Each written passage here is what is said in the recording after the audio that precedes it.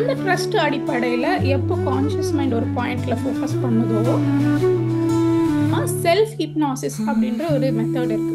So ஒரு நீங்கள் அவ்வளோ இன்செக்யூராக ஃபீல் பண்ணுறீங்க, ஒரு பர்சனுக்கு போயிட்டு அவங்க கிட்ட ஹிப்னாசிஸ் ஆகுறத விட என்ன நானே ஹிப்னாசிஸ் பண்ணிக்கலாம் அப்படின்ற ஒரு கேஸ் தான் செல்ஃப் ஹிப்னாசிஸ். ஸோ இந்த செல்ஃப் ஹிப்னாசிஸோட பெனிஃபிட்ஸ் என்னன்னு பார்த்தீங்கன்னா, இங்கே ஒன்று என்ன இம்பார்ட்டண்ட் அப்படின்னா, நம்ம பாடி வந்து கம்ப்ளீட் ரிலாக்ஸேஷனில் இருக்கும், ஃபுல் ரிலாக்ஸ்ட். நீங்கள் நார்மல் ரிலாக்ஸ் இல்லை, நான் இந்த டேட்டு இந்த டைமு நான் ஹிப்னாசிஸ் ப்ராக்டிஸ் பண்ண போகிறேன் அப்படின்ட்டு மென்டலாக ப்ரிப்பேர் ஆகணும். ப்ளஸ் உங்களுக்கு என்ன வேணும் அப்படின்றது கிளாரிட்டி இருக்கணும். கிளியராக நீங்கள் விஷுவலைஸ் பண்ணி பிக்சரைஸ் பண்ணி உங்கள் சப்கான்ஷியஸ்க்கு கொடுக்க முடியலன்னா ஹை ப்ரொஃபைல் ஜாப்னு சொல்லுவாங்க, ப்ரொஃபஷ்னல் சொல்லுவாங்க. அதுக்கப்புறமா நம்ம வந்து நார்மலாக இந்த வீட்டு வேலை பண்ணுறவங்க, இல்லை கார்பரேஷன், கவர்மெண்ட் சர்வெண்ட்ஸ், இந்த மாதிரி வேலை இருக்குது. ஸோ இதெல்லாமே கூட டர்ட்டி ஒர்க், இது வந்து ஒயிட் காலர் ஜாப் அப்படின்ற டிஃப்ரென்ஸ் அப்படின்ட்டு சமுதாயம் காட்டுது. பட் நாம விலங்குகள் அப்படின்றது மனிதர்கள் விட ரொம்ப ரொம்ப புத்திசாலிகள். நாம தான் வந்து அதுக்கு 4 கால் இருக்கு, அது வந்து 5 அறிவு கூட இல்லை, அது வந்து விலங்கு மாதிரி ஏன் மிருகம் மாதிரி இருக்க அப்படின்னு நம்ம திட்டுவோம். ஆனா ஆக்சுவலா இந்த Siamese cats one of the particular breed, Asian breed. So இந்த கேட்டுக்கு வந்துட்டு நிறைய ஹை டெலிபதிக் பவர்ஸ் இருக்கும், அக்கல்ட் பவர்ஸ், டெலிபதிக் பவர்ஸ் எல்லாம் நிறைய இருக்கும். ஸோ நம்ம என்னன்னா, நம்மளோட பிலீஃப் சிஸ்டம் பிரேக் பண்ணி நம்ம டெலிபதி மூலமா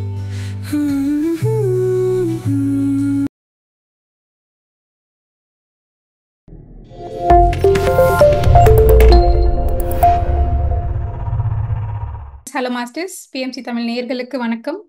உங்கள் அனைவரையும் சுவாதியாய சிநேகிதம் அப்படின்ற ஒரு பியூட்டிஃபுல் ப்ரோக்ராமுக்கு அன்போடு வரவேற்கிறேன். அந்த ட்ரஸ்ட் அடிப்படையில் எப்போ கான்ஷியஸ் மைண்ட் ஒரு பாயிண்ட்ல ஃபோக்கஸ் பண்ணுதோ, எப்போ உங்கள் பாடி வந்து ரிலாக்ஸ்டாக இருக்கணும். ஸோ அந்த ரிலாக்ஸ்டாக இருக்கும்போது அவங்க அந்த கமாண்ட்ஸ் மூலயமா அவங்க என்ன சொல்கிறாங்களோ அதுக்கு எல்லாமே கூட சப்கான்ஷியஸ் மைண்டில் இருந்து ஆன்சர்ஸ் வரும். ஸோ இதுக்கு பின்னால் நடக்கிற விஷயம் இதுதான். இதில் என்ன நம்ம ஒன்றும் புரிஞ்சுக்கணும் அப்படின்னா, இது எந்த ஒரு தீங்கும் விளைவிக்காது. ப்ராப்பர் மெடிக்கல் ப்ராக்டிஷனர் பண்ணணும், அதுதான். ஸோ ஒரு certified person, well trained person பண்ணும்போது எந்த பிரச்சனையும் இல்லை. ஸோ அண்ட் இன்னொன்று நம்ம இங்கே என்ன வந்து ஹைலைட் பண்ணுறாங்க அப்படின்னா, பட் இன்னொரு நிறைய விஷயமும் சொல்லியிருக்காங்க. லைக் இது யார் வந்து சுயநலமாக இல்லை ட்ரைனிங் இல்லாமல் அன்ப்ரொஃபஷ்னல் வேலை பண்ணுறவங்க இஸ் வெரி டேஞ்சரஸ். பிகாஸ் நம்ம நினைப்போம் நான் வந்து எப்படி வந்து ஹிப்னாசிஸ்க்கு என்னை வந்து அவ்வளோ ஈஸியாக ஹிப்னாசிஸ் பண்ண முடியாது அப்படின்னு நினைப்போம். பட் ஆல்மோஸ்ட் எல்லா பர்சன்ஸுமே ஹிப்னாசிஸ்க்கு உட்பட்டவங்க தான். நம்ம நினைப்போம் நீங்கள் எவ்வளோ லாஜிக்கலாக என்னெல்லாம் ஹிப்னாசிஸ் பண்ண முடியாது அப்படின்னு நினைக்கிறவங்க தான் ஃபஸ்ட்டு நடக்கும் ஹிப்னாசிஸ் அப்படின்றது. ஸோ பெரும்பாலுமே எல்லாருமே ஹிப்னாசிஸ்குள்ளே புஷ் பண்ண முடியும். ஸோ இது யார் வெல் ட்ரெயின்டு சர்டிஃபைடு டாக்டர்ஸ் மட்டும்தான் பண்ணக்கூடிய ஒரு விஷயம். இது நமக்கு எப்படி யூஸ் ஆகும் அப்படின்னு கேட்டிங்கன்னா, செல்ஃப் ஹிப்னாசிஸ் அப்படின்ற ஒரு மெத்தட் இருக்குது. ஸோ நீங்கள் அவ்வளோ இன்செக்யூராக ஃபீல் பண்ணுறீங்க, ஒரு பர்சனுக்கு போயிட்டு அவங்க கிட்ட ஹிப்னாசிஸ் ஆகுறத விட என்ன நானே ஹிப்னாசிஸ் பண்ணிக்கலாம் அப்படின்ற ஒரு கேஸ் தான் செல்ஃப் ஹிப்னாசிஸ். ஸோ இந்த செல்ஃப் ஹிப்னாசிஸோட பெனிஃபிட்ஸ் என்னன்னு பார்த்தீங்கன்னா, இப்போ நிறைய நமக்கு கெட்ட பழக்கம் இருக்குது, அடிக்ஷன்ஸ் இருக்குது. ஸோ உங்கள் சப்கான்ஷியஸ் மைண்ட் ஒரு விதத்தில் ப்ரோக்ராம் ஆனதுனால தான் அந்த பழக்கம்ன்றது இருக்குது. பிகாஸ் ரிப்பீட்டடாக நம்ம ஒரு விஷயம் பண்ணும்போது அது கண்டிப்பாக அந்த ஒரு பேட்டர்னில் இருக்கும், நீங்கள் அதுலேருந்து வெளிவர முடியாது. You will not have that will power. So அதனால் உங்களுக்கு கெட்ட பழக்கங்கள் இருந்துச்சுன்னா அதுலேருந்து வெளியில் வரணும்னா நீங்கள் செல்ஃப் ஹிப்னாசிஸ் யூஸ் பண்ணிக்கலாம். அதே போல் உங்ககிட்ட ஏதாவது ஒரு வீக்னஸ் ஃபீல் பண்ணுறீங்க, யூ வாண்ட் உங்களுக்குள்ள ஏதோ ஒரு விஷயம் நீங்கள் வந்து கண்டிப்பாக இது நான் மாற்றி தான் ஆகணும், என்னால் வந்து நான் ரொம்ப ட்ரை பண்ணுறேன், I really want to change this one thing அப்படின்னு நீங்கள் நினச்சிங்கன்னா அதுவுமே கூட அது கேரக்டர் ஃப்ளாவா இருக்கலாம், இல்லை நீங்க நினைக்கிற வீக்னஸா இருக்கலாம், இல்லை ஏதாவது அச்சீவ் பண்ண வேண்டிய விஷயமா இருக்கலாம், எது வேணா இருக்கலாம். இது எல்லாம் கூட ஹிப்னாசிஸ் மூலியமா உங்களுக்கு நீங்களே பண்ணும்போது இது எல்லாமே சரி பண்ணிக்கலாம், இது எல்லாமே ஒர்க் அவுட் ஆகும். ஸோ இந்த மாதிரி நல்ல விஷயத்துக்கு இந்த ஹிப்னாசிஸ் அப்படின்றது பயன்படுத்திக்கலாம், நமக்கு நாமே பண்ணிக்கலாம். இங்க ஒண்ணு என்ன இம்பார்ட்டன்ட் அப்படின்னா, நம்ம பாடி வந்து கம்ப்ளீட் ரிலாக்ஸேஷன்ல இருக்கணும், ஃபுல் ரிலாக்ஸ்ட். நீங்க நார்மல் ரிலாக்ஸ் இல்லை, ஸோ அதுக்குன்னு ஒரு இது இருக்கு. ஸோ நீங்க வந்து ரூமை வந்து எந்த லைட் இல்லாம வச்சுக்கணும், அது ஃபர்ஸ்ட் பாயிண்ட். வெளியில இருந்தா உங்களுக்கு எந்த டிஸ்டர்பன்ஸை இன்டரப்ஷன் வரக்கூடாது மெயினா. ஸோ அட்லீஸ்ட் ஒரு சில்லுன்னு ஒரு காற்று வந்தாலுமே அதுவுமே ஒரு டிஸ்டர்பன்ஸ் தான். ஸோ எந்த டிஸ்டர்பன்ஸ் இல்லாமல் பார்த்துக்கணும், அது அது செகண்ட் பாயிண்ட். ரிலாக்ஸேஷன் அப்படின்றது எப்படி நடக்கும்? ஸோ நம்ம ஆல்ரெடி ப்ரீவியஸ் சாப்டர்ல டிஸ்கஸ் பண்ண மாதிரி நீங்க என்ன பண்ணுவீங்கன்னா, கண்ணை மூடிட்டு you just giving commands to your body. உங்க ஒவ்வொரு பாடி பார்ட்டுக்கும் ஒரு கட்டளை அப்படின்ட்டு விதிக்கிறீங்க. ஸோ இந்த மசில்ஸ் எல்லாமே கூட ஒவ்வொரு பார்ட்லையும் ரிலாக்ஸ் ஆகணும். ஆல் யுவர் பாடி பார்ட்ஸ், எல்லா இடத்துலையுமே மசில்ஸ் அப்படின்றது ரிலாக்ஸ் ஆகணும், நர்வ்ஸ் அப்படின்றது ரிலாக்ஸ் ஆகணும். ஒவ்வொரு பாடி பார்ட்லையும் அது ரிலாக்ஸ் ஆகும்போது தான் 100% ரிலாக்ஸேஷன் அப்படின்றது அர்த்தம். நீங்க ஜஸ்ட் பெட் மேல ஃபிளாட்டா படுத்து கண்ணை மூடினா it doesn't mean your relaxing. So அந்த நீங்க வந்து ஒரு கமாண்ட் கொடுக்குற மாதிரி கண்ணை மூடிட்டு ஒவ்வொரு பாடி பார்ட்லையும் உங்க கான்சென்ட்ரேஷன் ஃபோக்கஸ் வச்சு ஜஸ்ட் நீங்க என்ன யோசிக்கிறீங்க, என்ன கமாண்ட் கொடுக்குறீங்கன்னா, ஒவ்வொரு மசில் கிட்டயும் நர்வ் கிட்டயும் நிறைய ஒர்க்கர்ஸ் இருப்பாங்க. ஸோ நம்ம பாடி வந்து ஒரு பெரிய ஃபேக்ட்ரி மாதிரி. ஸோ அந்த ஃபேக்ட்ரியில் ஒவ்வொரு மசில், ஒவ்வொரு நர்வ் சென்டர், நர்வ் ஜங்ஷன்லேயுமே ஒர்க்கர்ஸ் இருப்பாங்க. ஸோ இந்த ஒர்க்கர்ஸ்க்கு தனிப்பட்ட ஸ்பெஷல் ப்ராசஸஸ் எல்லாம் இருக்கு. ஆனால் இந்த ஹிப்னாசிஸ் அப்படின்ற ஒரு ரிலாக்ஸேஷனுக்கு அது தேவையில்லை. ஸோ ஒவ்வொரு பாடி பார்ட்லையும் உங்கள் கான்சன்ட்ரேஷன் ஃபோக்கஸ் பண்ணி அந்த ஒர்க்கர்ஸ் எல்லாருமே வந்து நான் ரிலீவ் பண்ணுறேன், நீங்கள் போயிடுங்க அப்படின்ற மாதிரி நீங்கள் வந்து ஒரு தாட் ரிலீஸ் பண்ணுறீங்க. ஸோ யூ ஜஸ்ட் இமேஜினிங் இந்த ஒர்க்கர்ஸ் எல்லாமே, எல்லா பாடி பார்ட்ஸ் மசில்ஸ் கிட்ட இருந்து இருக்கிற எல்லா ஒர்க்கர்ஸுமே உங்கள் சில்வர் கார்டு மூலியமா அப்படி வெளியில போகிறாங்க. So you just like visualising, you just believing, your sending all the workers, எல்லா ஒர்க்கர்ஸையும் வெளியில அனுப்பிட்டீங்க. ஸோ இன் தட் வே ஒவ்வொரு muscle and nerve complete relax ஆகுற மாதிரி நீங்க உணர்றீங்க. ஸோ இது ஆக்சுவலாக நடக்கிற ஒரு விஷயம்தான். அது இருந்தால் டிஸ்டர்பன்ஸ். ஸோ எப்படி வந்து ஃபேக்ட்ரி ஷட் டவுன் மாதிரி அந்த ஒர்க்கர்ஸ்க்கு எல்லாருக்குமே ஷட் டவுன் ஆயிடுச்சு, நீங்கள் கிளம்புங்க அப்படின்ட்டு ஒரு பாஸ் மாதிரி நீங்கள் இன்ஸ்ட்ரக்ட் பண்ணுறீங்க. ஸோ அந்த ஒரு ரிலாக்ஸ்டு டைம் இது எடுக்கவே டைம் ஆகும். ஸோ ஒரு வாட்டி இல்லைன்னா 2-3 டைம்ஸ் பண்ணணும். பண்ண பண்ண பண்ண நம்மளுக்கு கான்ஃபிடென்ஸ் வரும். ஸோ இந்த ரிலாக்ஸ்டு டைமில் ஒரு சின்ன நியான் லேம்ப் வச்சுக்கோங்க. அது சின்ன பெட் லேம்ப், ரொம்ப பிரைட்டாக இருக்கக்கூடாது. நியான் லேம்ப் அப்படின்னு சொல்லுவாங்க, கலர்ஸில் வரும். அது வச்சுட்டு கரெக்டாக அந்த ஐ உங்கள் கண்ணுக்கு கொஞ்சம் மேலே இருக்கணும். ஸோ நீங்கள் மேலே அப்படி பார்க்குற மாதிரி இருக்கணும், ரொம்ப மேலே இல்லை, கொஞ்சம் மேலே. ஸோ அதே போல் லைட் வச்சுட்டு நீங்கள் வந்து கண்ணு வந்து அந்த லைட் மேலே ஃபோக்கஸ் பண்ணுறீங்க. ஸோ கொஞ்சம் நேரம் கான்சென்ட்ரேட் பண்ணி அதே மாதிரி மெல்லமாக கண்ணை மூடுறீங்க. கண்ணை மூடிட்டு உங்களுக்கு என்ன வேணுமோ அது வந்து அஃபர்மேஷன் மாதிரி நீங்க வந்து ஸ்ட்ராங்கா பிக்சரைஸ் பண்றீங்க. அது ஒரு ட்ரான்ஸ் ஸ்டேட்ல நீங்க வந்து ஒரு நல்ல quality, so you want to be like confident. நீங்க வந்து என்ன ஆகணுமோ நீங்க அந்த மாதிரி உங்களை நீங்க விஷுவலைஸ் பண்ணிக்கணும், பிக்சரைஸ் பண்ணிக்கணும். அந்த பிக்சரை வந்து அப்போ கொண்டு போய் நிறுத்தணும் அந்த ட்ரான்ஸ் ஸ்டேட்ல இருக்கும்போது. அதுதான் நீங்க பண்ண வேண்டிய வேலை. ஸோ ஆல்ரெடி டிசைட் பண்ணும், நான் இந்த டேட்டு இந்த டைம் நான் ஹிப்னாசிஸ் ப்ராக்டிஸ் பண்ண போறேன் அப்படின்ட்டு மென்டலா ப்ரிப்பேர் ஆகணும். ப்ளஸ் உங்களுக்கு என்ன வேணும் அப்படின்றது கிளாரிட்டி இருக்கணும். கிளியரா நீங்க விஷுவலைஸ் பண்ணி பிக்சரைஸ் பண்ணி உங்க சப்கான்ஷியஸ்க்கு கொடுக்க முடியலன்னா then don't blame hypnosis and trance அப்படின்னு சொல்றாங்க. So you have to be ரொம்ப தெளிவா இருக்கணும் நம்ம என்ன வேணும் அப்படின்றத. ஸோ அது பிக்சரைஸ் பண்ண முடியணும். ஸோ நீங்கள் எப்போ பிக்சர் மூலயமா திடமாக நினச்சி நீங்கள் அந்த சப்கான்ஷியஸ் மைண்டுக்கு ட்ரான்ஸ் இருக்கும்போது நீங்கள் சொல்கிறீங்களோ அப்போது அது வந்து எடுத்துக்கும். ஸோ இந்த மாதிரி எடுக்கும்போது நமக்குள்ள நிறைய பாசிட்டிவ் சேஞ்சஸ் அப்படின்றது நடக்குது. ஸோ ஒருத்தர் கேட்பீங்க, நீங்கள் ஹிப்னாசிஸ்குள்ளே போனால் வெளியில் வர சான்சஸ் இருக்கா? இல்லை ஹிப்னாசிஸ்லேயே ட்ரான்ஸ்லேயே இருந்துருவோமா, நம்ம வெளியில வர முடியாதா அப்படின்னு கேட்டிங்கன்னா கண்டிப்பா இல்லை. ஸோ நீங்க ஹிப்னாசிஸ் இருந்தாலுமே கொஞ்ச நேரம் கழிச்சு என்ன ஆகும்னா, நீங்க வெளியில வர முடியலன்னா ஆட்டோமேட்டிக்கா பாடி அப்படின்றது தூக்கத்துக்கு போயிடும். ஸோ அந்த தூக்கமே ஒரு குட் குவாலிட்டி ஆஃப் ஸ்லீப் அப்படின்னு சொல்லலாம். ஸோ எப்படி யோக நிதிரை மாதிரி அந்த ஒரு தூக்கமே ஒரு நல்ல தூக்கம் தான். ஸோ ஹிப்னாசிஸ்க்கு சைடு எஃபெக்ட்ஸ் எதுவுமே இல்லை. அதனால வர நமக்கு நடக்கிற ஒரு தீங்கு விளைவுகள் எதுவுமே இல்லை. So complete positive. ஸோ எவ்வளோ ஃபாஸ்ட்டாக அந்த ட்ரான்ஸ் ஸ்டேட்க்கு போறீங்க அப்படின்னு கேட்டிங்கன்னா, நீங்கள் ப்ராக்டிஸ் பண்ண பண்ண பண்ண பண்ண பண்ண பண்ண வரும். அது நமக்கு பழக்கமாகணும், நம்ம பாடிக்கு பழக்கமாகணும், நம்ம மைண்டுக்கு பழக்கமாகணும். ஒன்ஸ் நீங்க ஹிப்னாசிஸ் நான் பண்ண போறேன் இன்னைக்கு அப்படின்னு முடிவெடுத்தாலே, நீங்க மல்டிபிள் டைம்ஸ் பண்ணிட்டீங்கன்னா ஆட்டோமேட்டிக்கா உங்க பாடி மைண்ட் அந்த ஸ்டேட்க்கு போயிடும். அது எவ்வளோ ஃபாஸ்டா பண்றீங்க அப்படின்றது தான் ஒரு strain. So this is all about hypnosis. So நமக்கு நாமளே ஹிப்னாசிஸ் பண்ணிக்கலாம், மற்றவங்க யாரோ பண்ண தேவையில்லை. நம்மளுடைய ஓன் செல்ஃப் இம்ப்ரூவ்மெண்ட்காக பண்றோம். அடுத்ததா இன்னொரு டாபிக். இந்த டாபிக்ல அவர் என்ன சொல்றாருன்னா, திஸ் லாஸ்ட் டாபிக் அப்படின்னு நம்ம எடுத்துக்கலாம். இந்த லாஸ்ட் டாபிக்ல என்ன சொல்லப்படுதுன்னா, ஒரு விஷயத்த வந்து அவர் வந்து வலியுறுத்துறாரு. ஸோ நிறையா இந்த சிவிலைசேஷன்ஸ்ல வந்துட்டு ஆஹ் ஒருத்தர் இப்போ வந்து வீடு இருக்குன்னா வீட்டு எஜமானி அப்படின்ட்டு இருப்பாங்க, அது ஹைரார்கின்னு இருப்பாங்க. ஸோ எப்பவுமே நம்ம பண்ற வேலையில டிஃப்ரென்ஸ் அப்படின்றது இருக்கக்கூடாது, எந்த பாகுபாடுமே இருக்கக்கூடாது. இப்போ ஒயிட் காலர் ஜாப்னு சொல்லுவாங்க, ஹை ப்ரொஃபைல் ஜாப்னு சொல்லுவாங்க, ப்ரொஃபஷனல் சொல்லுவாங்க. அதுக்கப்புறமா நம்ம வந்து நார்மலா இந்த வீட்டு வேலை பண்றவங்க, இல்லை கார்பரேஷன், கவர்மெண்ட் சர்வெண்ட்ஸ், இந்த மாதிரி வேலை இருக்கு. ஸோ இதெல்லாமே கூட டர்ட்டி ஒர்க், இது வந்து ஒயிட் காலர் ஜாப் அப்படின்ற டிஃப்ரென்ஸ் அப்படின்ட்டு சமுதாயம் காட்டுது. பட் நாம எந்த ஒரு வேலையுமே சமமா பார்க்கணும்.